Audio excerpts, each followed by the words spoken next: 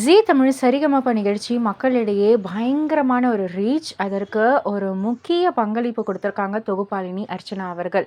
அனைவருக்கும் தெரிந்த ஒரு விஷயந்தான். ஒவ்வொரு கண்டஸ்டன்ட்டையும் அவங்களுடைய உடன்பிறப்பு மாதிரியும், மகள் மாதிரியும், மகன் மாதிரியும் பார்த்துக்கிட்ட விதம், அவங்க காட்டின அன்புன்னு சொல்லிட்டு அனைவருமே பேசக்கூடிய ஒரு விஷயம். அண்ட் ரொம்பவே என்டர்டெயின்மெண்ட்டாக இந்த ஒரு ப்ரோக்ராமை எடுத்துகிட்டு போகிறதுல அர்ச்சனா வடிச்சுக்க ஆளே இல்லை. அந்த அளவுக்கு வந்து ரொம்பவே சூப்பராக வந்து இந்த ஒரு என்டர்டெயின்மெண்ட் ப்ரோக்ராமை வந்து சூப்பராக நடத்திட்டு கொண்டு போவாங்க. இவங்க ரீசெண்டாக வந்து ஒரு குக்கிங் ஷோவில், ஜீ தமிழ் குக்கிங் ஷோவில் வந்து கலந்துக்கிட்டாங்க. அப்போ வந்து ஒரு விஷயத்தை வந்து பகிர்ந்துக்கிட்டாங்க. ஆரம்பத்தில் ஆங்கர் ஆகிறதுக்கு முன்னாடி இங்கிலீஷ் நியூஸ் ரீடராக தான் இருந்திருக்காங்க.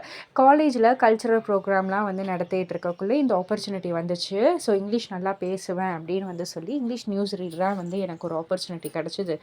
அது நல்லா தான் போயிட்டு இருந்தது. பட் ஆனால் ஒரு சின்ன மிஸ் அண்டர்ஸ்டாண்டிங், ஒரு சின்ன சண்டையால் வந்து என்னை வந்து ஃபயர் பண்ணிட்டாங்க அப்படின்ற மாதிரி வந்து சொல்லியிருப்பாங்க.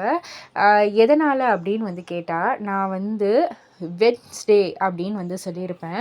ஆனால் என்னுடைய மேலதிகாரி வந்து வெட்னஸ்டே அப்படின்னு வந்து சொன்னாங்க. இல்லை சார், கரெக்டான ப்ரொனவுன்சியேஷன் வந்து வெட்னஸ்டே அப்படின்னு தான் நான் வந்து சொன்னேன்.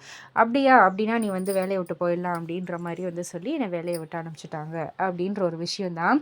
ஜோயா கூட கேட்டிருப்பாங்க, இந்த ஒரு சின்ன விஷயத்துக்கு அவங்கள வேலையை விட்டு தூக்குனாங்க அப்படின்னு சொல்லிட்டு. பட் ஆனால் அந்த வேலையை விட்டு தூக்குனதால தான் நம்ம அர்ச்சனா அவர்கள் வந்து நமக்கு கிடைச்சிருக்காங்க ஒரு சூப்பரான ஒரு என்டர்டெய்னராக.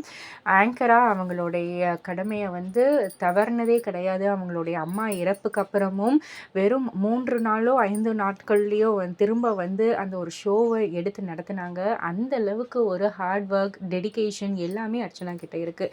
இதெல்லாம் பற்றி நீங்கள் என்ன நினைக்கிறீங்க? உங்களுடைய கருத்து என்ன அப்படின்றத கீழே உள்ள கமெண்ட் பாக்ஸில் குறிப்பிட்டு சொல்லுங்கள். மறக்காமல் சேனலை சப்ஸ்கிரைப் பண்ணி பக்கத்தில் உள்ள பெல் ஐக்கானை கிளிக் பண்ணிவிடுங்க.